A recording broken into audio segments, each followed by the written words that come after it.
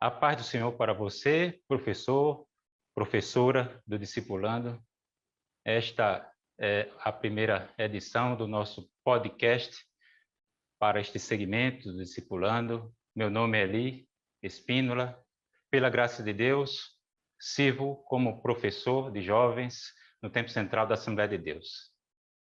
Estamos nesta série de podcasts e este projeto é denominado de EBD Síntese Cast, uma produção do DENEC, Departamento de Ensino e Educação Cristã da Assembleia de Deus, que é presidida pelo pastor Martim Alves da Silva.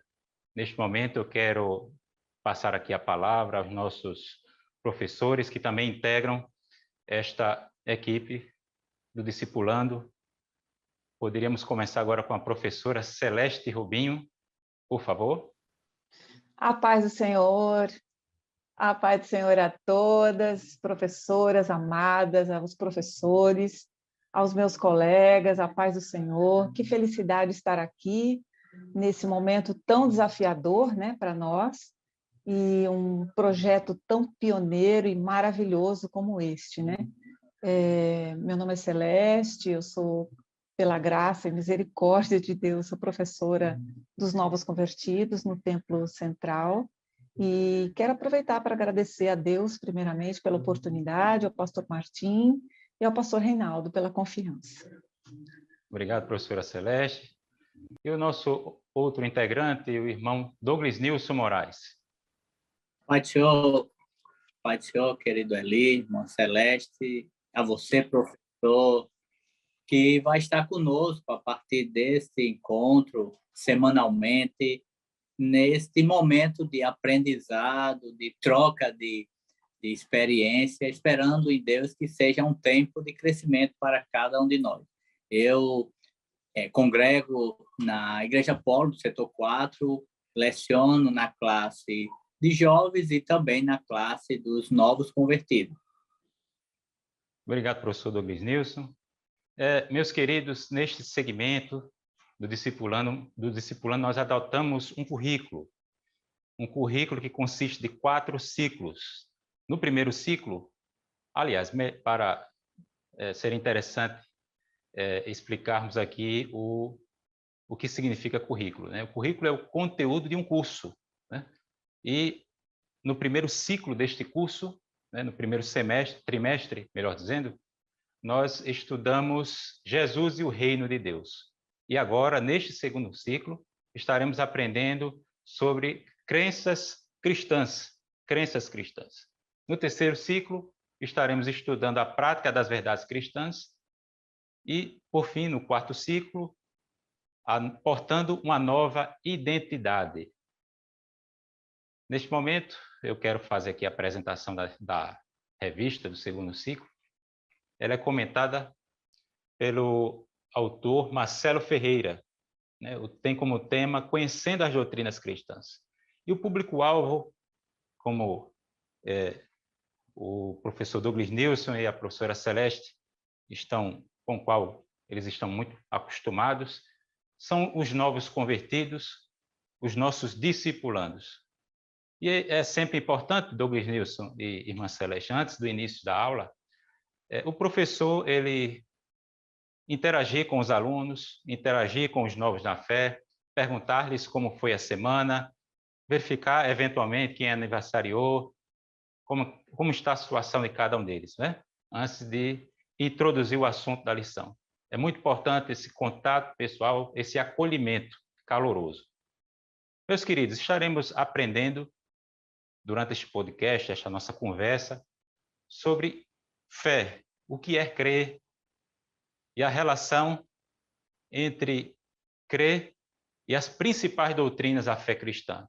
Não é à toa que este trimestre, né, começa com este tema, né, o que é crer, esta pergunta.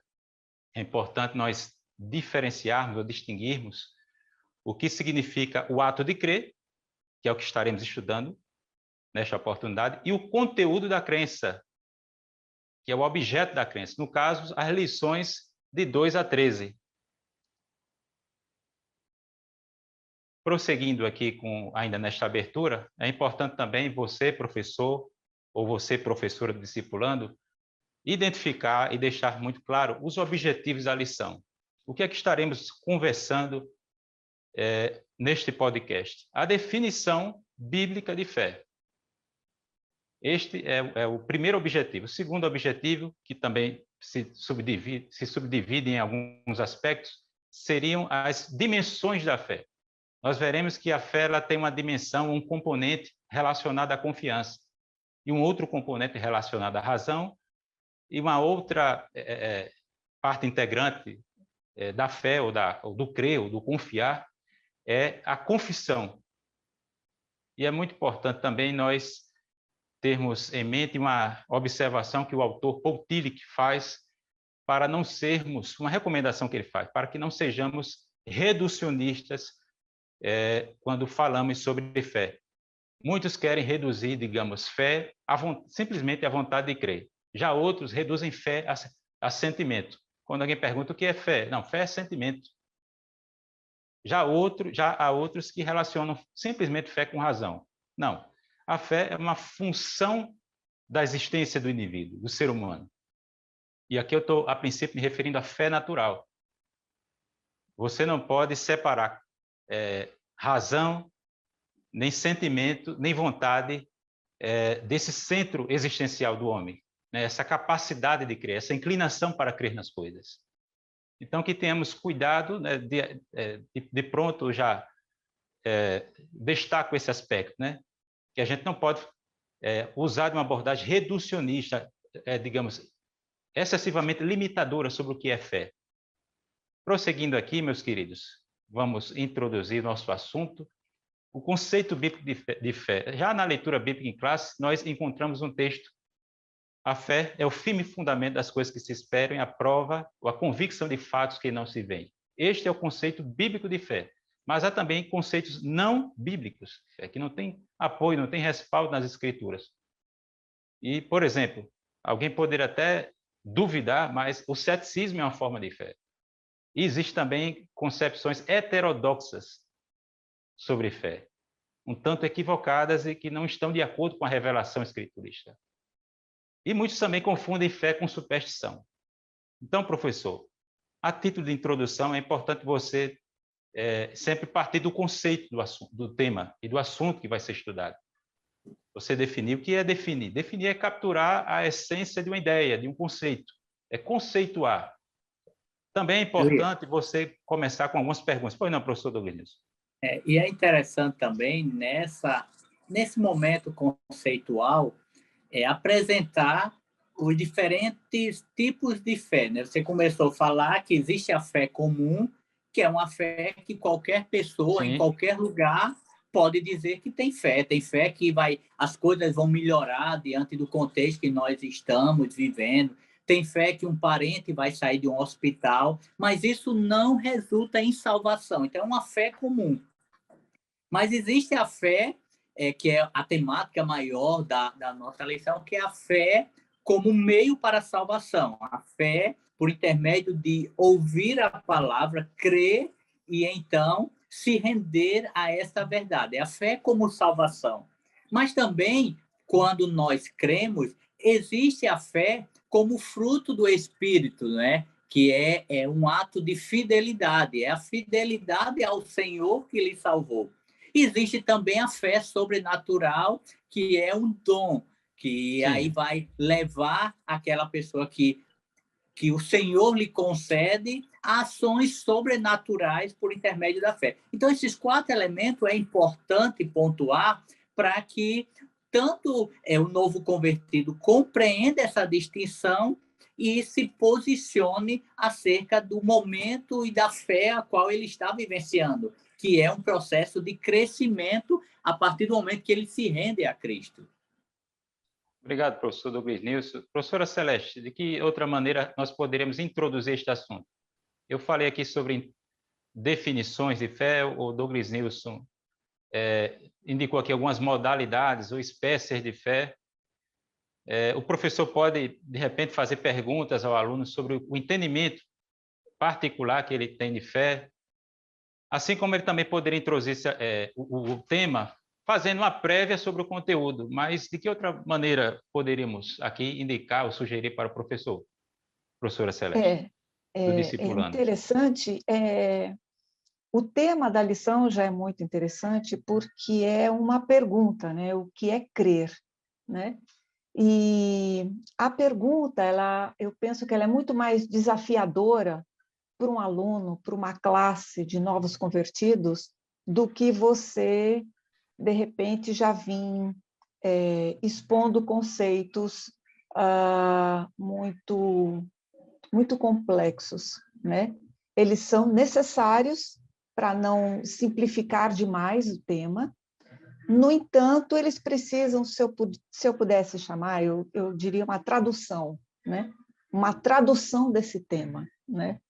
Essa tradução ela pode ser porque o objetivo da lição, como o irmão Eli muito bem esclareceu, são três, né? Conceituar a fé, que os professores, meus colegas, já deram uma explanação muito boa, e aspectos da fé, né? A fé é confiar, conhecer e confessar, né?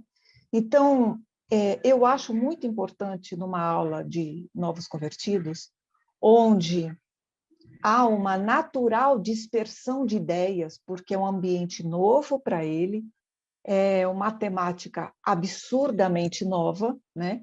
Porque eles vêm de outras religiões, então você tem que quebrar alguns paradigmas com eles, né?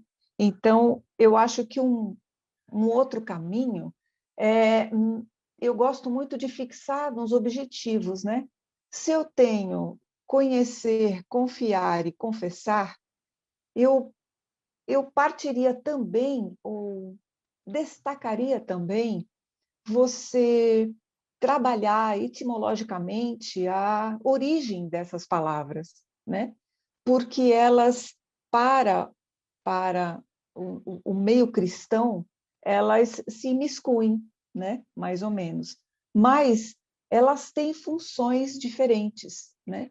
Então, você pode partir para a origem da palavra, você pode trabalhar com sinônimos dessa palavra e até antônimos dessa palavra, né? Porque como é muito importante você dizer o que é e o que não é, né? De onde eu parto, o princípio e o que não é. Como o professor Declinilson falou, o que não é, tem vários tipos de fé, tem algumas que elas fogem, né, da interpretação bíblica, né? Então, eu penso que esses três momentos de você trabalhar etimologicamente, de você trabalhar sinônimos e antônimos da palavra principal, no caso aqui, é crer, eu acho bem interessante e Por produtivo. exemplo, o professor falar crer, confiar, acreditar, ter certeza, convicção, E Exato. essa dar credibilidade, dar É, crédito, ter é, como crível, e esse né? elemento Um que objeto, uma Celeste entidade, algo, né? E esse elemento ali que Celeste fala do sim e não, didaticamente ela agrega muito, ela fixa muito o conteúdo. Quando eu passo o que é e ao mesmo tempo o que não é, né? O que não é fé, né? Com que conceito? E como também introduzir o aluno e perguntar, eu acho que esse é um ponto de partida interessante. O que é fé para ele?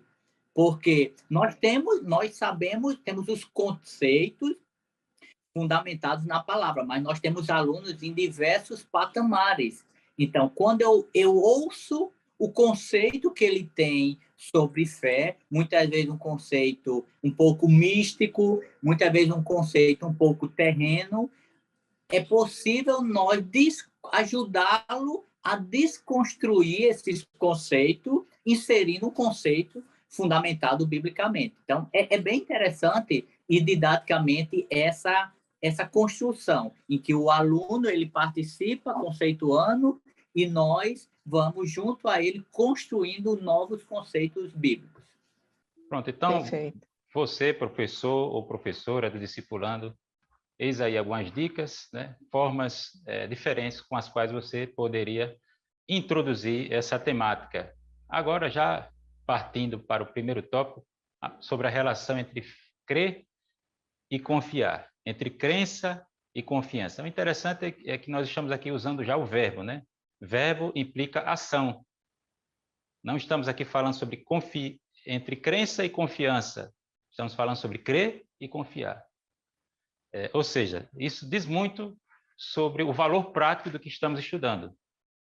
Não estamos simplesmente aqui nos valendo de conceitos abstratos, né? Mas de algo prático. Crer e confiar. Quando você crê, você confia. Confia em algo, confia em alguém.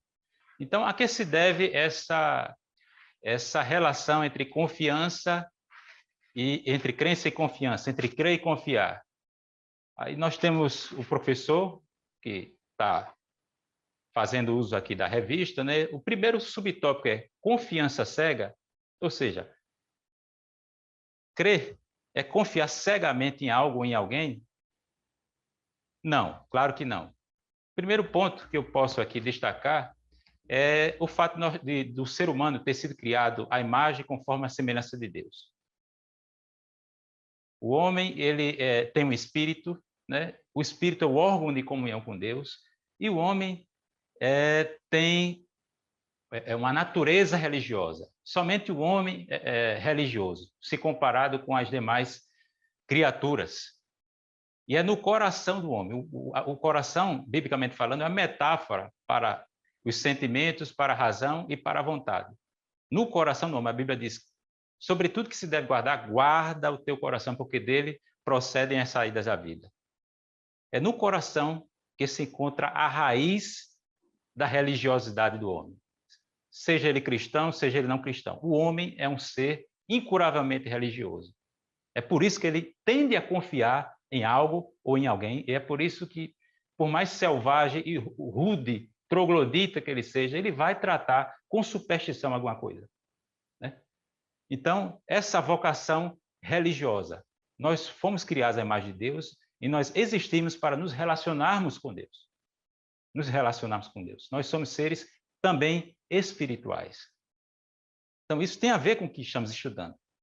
Uma outra questão é que confiar, segundo Lutero, é algo do coração. Você poderia definir confiança como entrega ou autoentrega. E a explicação por trás dessa definição de Lutero é que confiar diz respeito a uma espécie de extravasamento do ser humano, né? É porque você está se voltando para algo fora de você. Você está se fundamentando em algo para além de você, para fora de si mesmo. É isso que Lutero quis dizer com o fato dessa relação entre fé e confiança e de ser algo do coração. Por quê? Porque nosso coração ele sempre se prende e se deixa cativar por algo, né? E a fé bíblica, eu quero aqui já também dizer que não é um salto no escuro, como disse um filósofo dinamarquês chamado Kierkegaard, né? Na obra Temor e Tremor. Pelo contrário, a fé ela tem uma base, ela tem seu fundamento em Deus, e Deus é fidedigno, ele é digno de fé. Por quê? Porque ele se revelou. Ele se revelou na história e se revelou também de forma proposicional, ele se revelou em palavras. Houve o registro da sua revelação, que é o que nós encontramos aqui nas Escrituras. Então, quando nós dizemos que cremos em Jesus, isso não significa apenas que eu amo Jesus, que eu adoro Jesus. Significa também que eu creio sobre algumas coisas bem definidas acerca de Jesus. Por exemplo, as doutrinas centrais e clássicas que estudaremos ao longo deste trimestre, né? Então, crer sobre Jesus. E Jesus disse, né, quem crê em mim, como diz as Escrituras, no capítulo 7 do Evangelho de João. Ou seja, o ser humano deve crer em Deus nos termos que Deus estabelece. Ok, meus queridos? Eu gostaria de ouvi-los ainda sobre essa relação entre crer e confiar. Você discorreu sobre o ponto 1, e em razão do tempo, eu vou prosseguir ainda no ponto 1, crer é confiar. Você falou confiamos cegamente, era uma pergunta, você já respondeu. Eu vou para o ponto 1, 2. que é: em quem confiamos? Sim. Essa é uma pergunta muito boa. E aqui vai também uma atenção e um cuidado para o professor, que ele tem que gerenciar muito bem o tempo e discorrer por todos os pontos, mesmo que o tempo seja mais curto do que ele gostaria, o que ele deveria. E então, em quem confiamos? Então, de uma forma bem simplista, né? Eu penso assim, e o professor ele deve prestar atenção, porque em quem confiamos existem alguns pontos essenciais para eu confiar numa pessoa, né? Eu preciso ver nela alguns atributos que me passem uma certa tranquilidade e confiança. Quais atributos? Isso depende de cada um, mas um deles seria a verdade dessa pessoa. Ela é verdadeira para comigo, então eu me sinto confortável e acabo confiando nela. Confiável, Mas né? confiável. Então, mas nos termos bíblicos, para nós cristãos, eu acho que há uma facilidade muito grande. Por quê? Porque a verdade para nós não é uma filosofia. A verdade para nós é uma pessoa, é Jesus, né? Evangelho de João 14:6. Eu sou a verdade. Então, quando eu escolho, né, como o professor Eli falou muito bem lá no começo, todo o tempo eu estou escolhendo. Eu escolho levantar e continuar acreditando na única verdade, que é Jesus. Então, se há uma pergunta em quem confiamos, para nós a resposta é fácil, é Jesus. Jesus. E aí eu passo a palavra em razão do tempo, né? Temos ainda o ponto 1.3, que é um desafio. Quem vai comentar? Professor Douglas News, E poderia olha, nos ajudar aí? e veja que, fechando esse primeiro ponto, nós podemos entender que há uma construção. Primeiro, eu entendo que essa nossa confiança não é algo do nada, não é algo cego no escuro. Toda a nossa confiança, toda a nossa fé, ela é fundamentada, como o Celeste falou, numa pessoa, e é fundamentado em a revelação que chega até nós através da palavra. Toda a nossa fé, ela tem uma fundamentação bíblica. Não é o que ele fala, não é o que o professor fala ou o que o pastor fala, como alguns podem até criticar. É o que está numa palavra, e essa palavra é verdadeira. Essa palavra ela é atual e passe o tempo que for. Ela é inesgotável e ela é alimento para nós que cremos. Então, por que eu confio? Eu confio porque esse processo ele está sendo construído.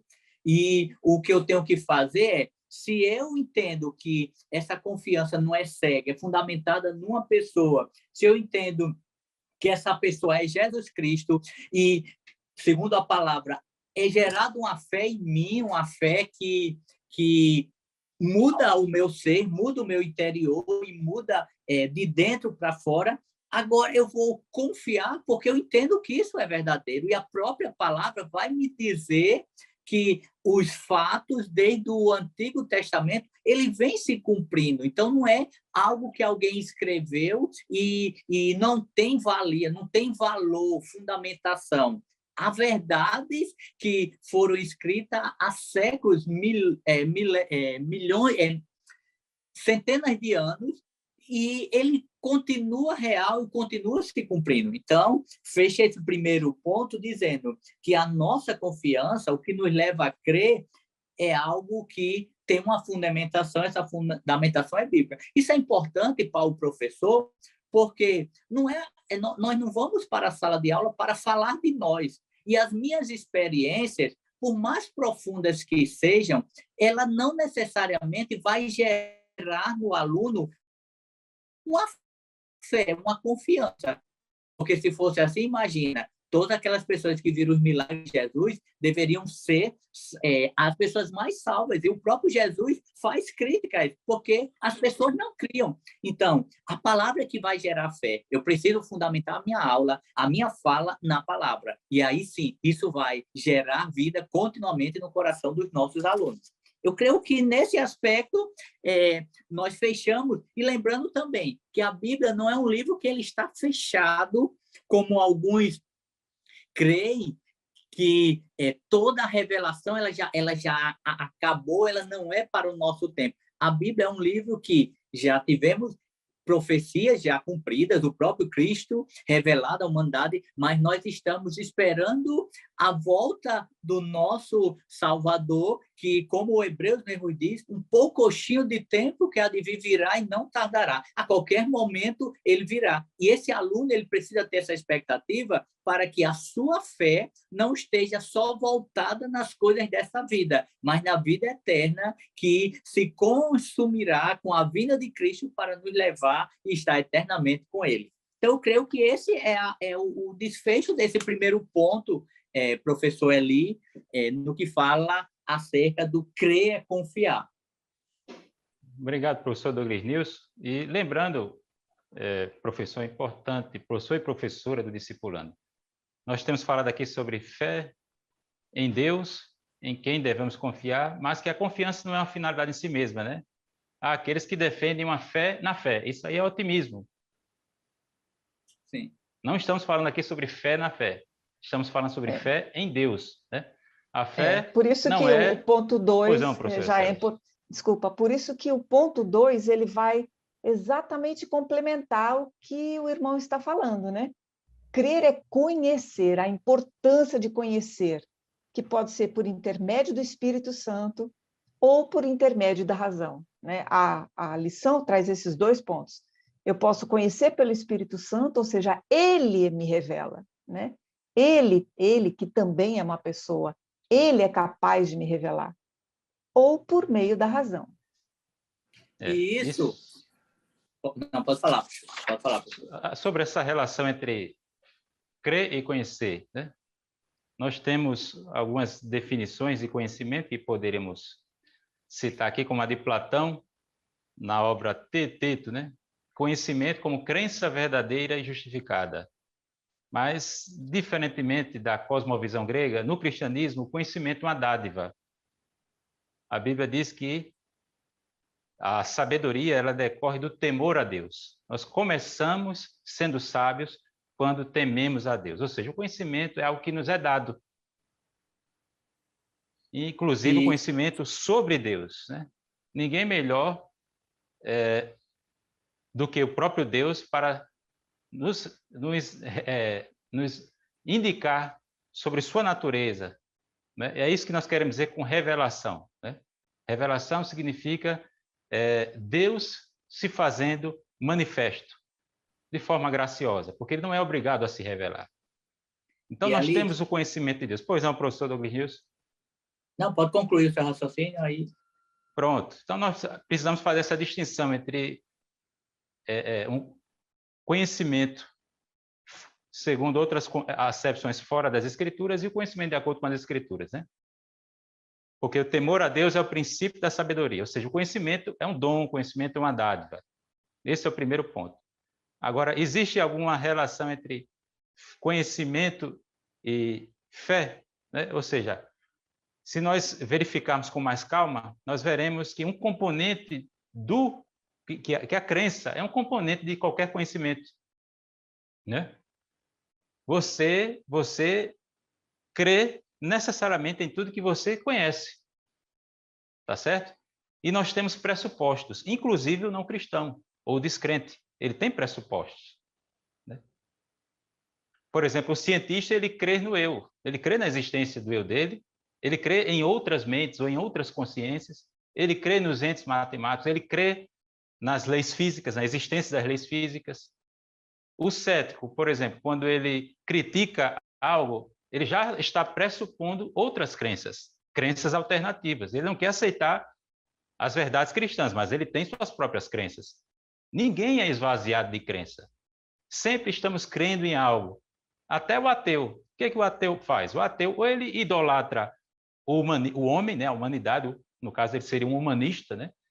Ou ele idolatra a razão, ou ele idolatra as coisas materiais, o impessoal. Né? E algo interessante, que faz parte do desígnio da natureza humana, é justamente nossa inclinação para acreditar nos nossos sentidos. Acreditamos em nossas percepções. Pronto, eu estou aqui diante de um monitor, eu acredito nisso. Seria irracional eu não aceitar isso. Por exemplo, uma pessoa, ela acredita na sua memória, nos dados da sua memória, né? A pessoa também, a não ser que ela tenha evidência em contrário. Então, tudo isso aí faz parte, ou seja, nós estamos a todo instante crendo em algo, exercitando nossa crença. E é por isso que para nós é difícil mentir. Mentir. Por quê? Porque é da natureza humana acreditar nas coisas verdadeiras. Deus nos criou assim. Por exemplo, muita gente quer ser pós-moderna, mas em assunto ou em matéria de tecnologia, ciência, engenharia, a pessoa ela não vai conceber que a realidade é uma ilusão. Por exemplo, diante de uma bula, de um veneno, ela não vai dizer que aquilo ali é relativo. Ela não vai querer desconstruir o texto daquela bula. Ela vai acreditar que aquilo ali, objetivamente, está tratando de um veneno. Fala, irmão. Ok, meus queridos? Era só essa... E ali, Eu estava aqui ressaltando essa questão algo... da crença no nosso conhecimento, Sim. e que é inescapável. Não tem como você deixar de crer em algo. E esse segundo ponto, eu acho que é muito interessante para o nosso aluno entender o seguinte: eu criei agora, eu vou buscar conhecer, porque eu preciso me aprofundar no conhecimento desse Salvador, desse Senhor, e esse conhecimento é a palavra. Então, é importante desde cedo que o nosso aluno, o novo convertido, ele passe a amar e ter vida com a paz, permitir que o Espírito Santo ministre a palavra ao seu coração, porque ele vai entender as verdades espirituais. Só que, conforme o escritor da lição ele vai deixar claro, nós temos que ter cuidado para não ir extremos. Porque, por um lado, tem aquelas pessoas que só nas questões da palavra, é a palavra, e eu não posso ler nenhuma outra coisa, porque pode confundir e eu ficar ético. Não é isso. Ele precisa conhecer, buscar amar a palavra, mas ele também precisa entender que nós estamos nessa terra e a literatura, há questões que ele precisa também ter fundamentação na vida. A palavra ela não vai ter resposta para as minúcias da vida, mas se ele tiver uma vivência com a palavra, ele vai ter problemas com aquilo que o companheiro de trabalho venha questioná-lo, porque a fé dele está em constante solidez, em constante aprofundamento. Então, eu não preciso ser questionado quanto à minha fé, ainda que a pessoa não creia e queira combater. Por quê? Porque eu tenho uma vivência com a palavra diária e eu também busco me arvorar de conteúdos acerca da minha fé através de outras literaturas, através de outros meios que são fundamentados na palavra ou até como forma de refutar essas verdades que estão dizendo aí. Então, nós precisamos... Isso é discipulado também, fazer com que o nosso aluno entenda o caminho para a maturidade, para o crescimento espiritual, para que não aconteça que, depois de tanto tempo, o que Paulo falou para uma das igrejas a qual ele escreveu, é que esses novos convertidos que, terminando uma jornada, continue precisando tomar leite, porque não houve crescimento, não houve avanço espiritual. Então, eu como professor, você como professor, nós precisamos entender que o nosso papel é motivar esse aluno a buscar, se aprofundar na palavra, não ter a palavra como um apêndice, para viver essa fé e conhecer mais ainda esse Deus que nós servimos. Eu gostaria mais ou menos isso. Perfeito. Eu gostaria de caminhar para o fechamento, né? Em razão Sim. do horário, né, professora Eli? E falar sobre crer é confessar, é como um complemento, né, do que você estava falando, a irmã Douglas News também acabou de falar. É um complemento, porque eu declarando a minha confiança às pessoas, que é o ponto 1, na linguagem da igreja e na linguagem do mundo, né? Em ações e atitudes. Esses 3 pontos, embora eles estejam didaticamente separados, eles podem ser compreendidos de uma única forma, né? Porque o meu linguajar num ambiente que já me é muito propício, que é o ambiente da igreja, é um ambiente facilitador, né? Mas a minha pregação, o meu confessar, a minha exposição da minha fé, dar a razão da minha fé para o outro fora do ambiente da minha igreja local, como chama a revista, aí é o desafio, né? E é um desafio tão grande porque eu preciso encantar esta outra pessoa.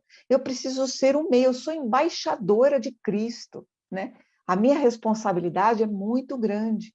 Então, como embaixadora, eu tenho que tentar pregar o evangelho da melhor forma possível, que não é por palavras, né? Eu posso até usar palavras, mas as minhas atitudes, elas falam muito mais alto do que o meu discurso, porque há muitos discursos que estão desconexos com o comportamento da pessoa. Então, eu acabo tendo um discurso falando outra coisa, e a tradução disso para o outro que está lá fora diz o quê? Eu não quero fazer parte disso, né? Então, eu acho muito importante o professor, embora esta temática final pareça simplista, ela é de extrema importância e merece destaque. Obrigado, professora Celeste. Professor Douglas Nilson, vamos só fechar aqui esse terceiro tópico, Eu por acho só, favor. Aí prosseguiremos para a conclusão, por causa do nosso como tempo aqui. fechamento desse tópico ali, eu acho que a gente poderia resumir da seguinte forma. Primeiro, eu confio. Depois, eu busco me aprofundar. Então, é conhecer. E isso vai cada vez mais me dando convicção. E eu confesso, eu vou confessando cada vez mais essa fé que eu estou vivenciando. Mas aí tem um detalhe que eu acho que une-se à fala da professora Celeste. É obedecer. Porque pouco, não é que eu diga que pouco, mas o que adianta se eu digo, eu confio em Deus, eu creio que Jesus é meu Salvador, eu estou lendo a Bíblia todo dia, e eu digo que eu sou crente no meu trabalho, mas só que eu não obedeço essa palavra.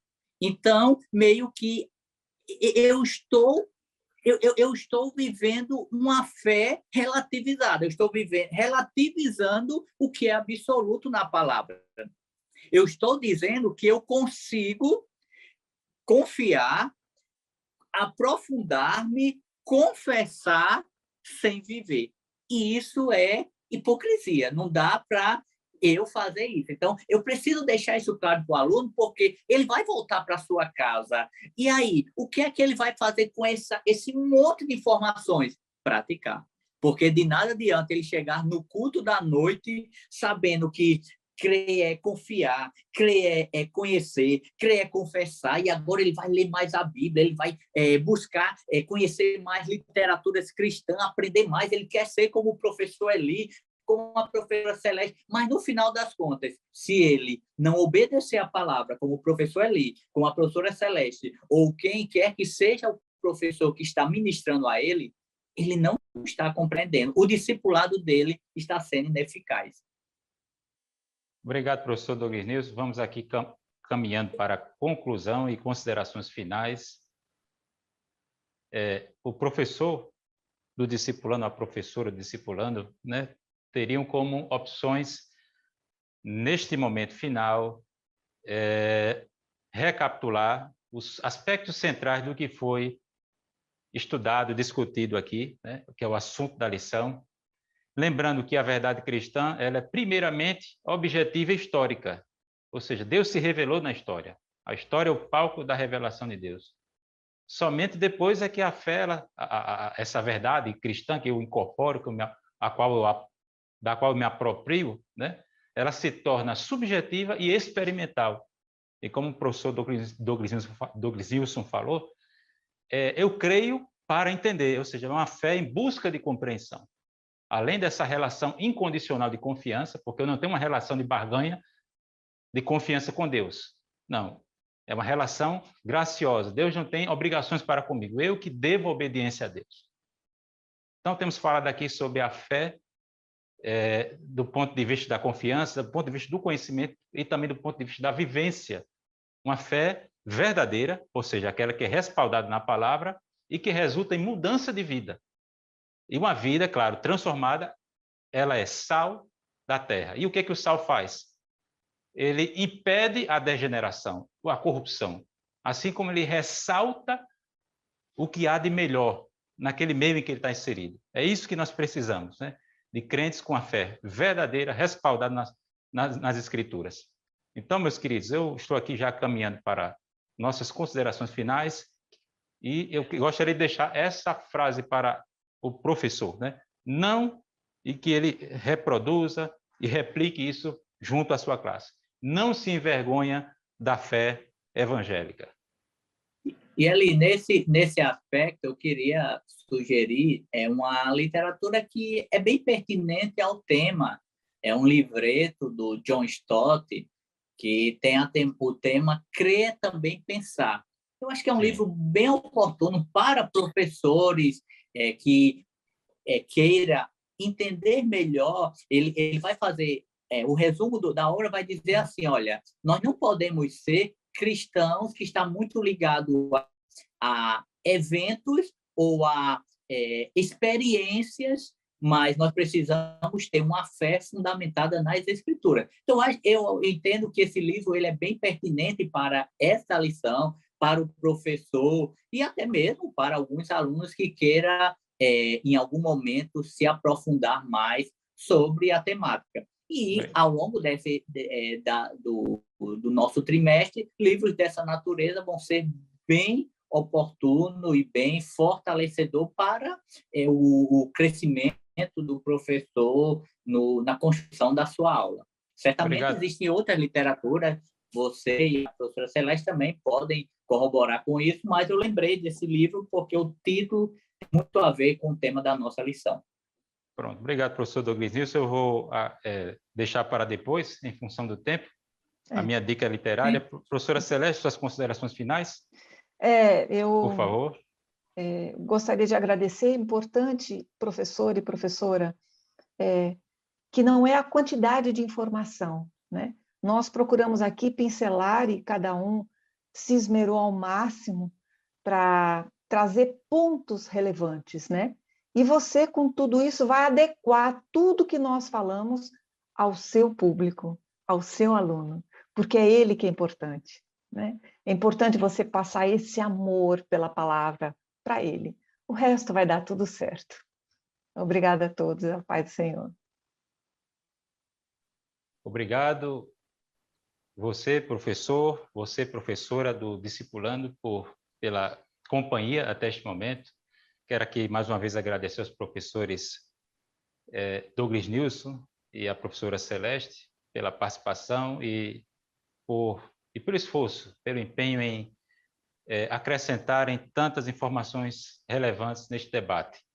Quero agradecer também ao nosso pastor Rinaldo, nosso diretor do DENEC, e ao pastor Martim, esta confiança em levarmos adiante este projeto tão importante que representa uma renovação para todos nós, né? Bem como excelência e dedicação para a Escola Bíblica Dominical. Obrigado a todos e a paz do Senhor.